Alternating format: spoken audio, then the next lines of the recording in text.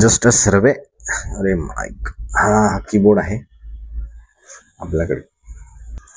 जसं की तुम्ही बघू शकता इथं कीबोर्ड आहे, आपल्याकडे माऊस पण आहे, काही पॉवर सप्लाय केबल आहे की जे तुम्ही CPU साठी आणि लॅपटॉपच्या अडॅप्टरसाठी वापरू शकतात. त्यानंतर NIC कार्ड आहे. बऱ्याचशा CPU मध्ये जेव्हा नेटवर्क इंटरफेस कार्ड खराब होतं तर त्यावेळेला ह्या प्रकारच्या कार्डची गरज असते, म्हणून हे पण आपण आपल्या स्टोअरमध्ये ठेवलेलं आहे.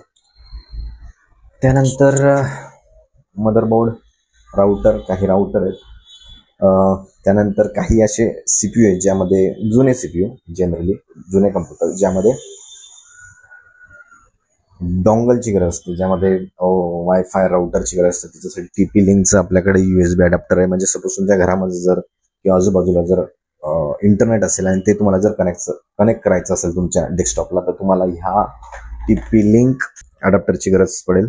TP लिंक बेस्ट ब्रँड आहे. तुम्ही जर मार्केटमध्ये कोणाला विचारलं तर TP लिंक बेस्ट ब्रँड आहे.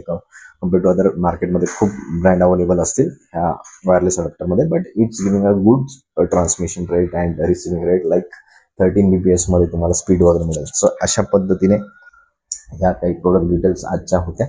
MITS मध्ये तुमचं पुन्हा एकदा स्वागत. आणि अशाच मोर डिटेल्ससाठी तुम्ही आपल्या यूट्यूब चॅनलला सबस्क्राईब केलेलं नसेल तर सबस्क्राईब करा. आणि हाच व्हिडिओ आपण इंस्टाला टाकणार आहे, त्याच्यामुळे इंस्टावरचे जे फॉलोवर आहे, ज्यांनी फॉलो केलं नसेल त्यांनी लवकर फॉलो करा. आणि असे मला नवीन व्हिडिओ येतच राहतील. थँक्यू.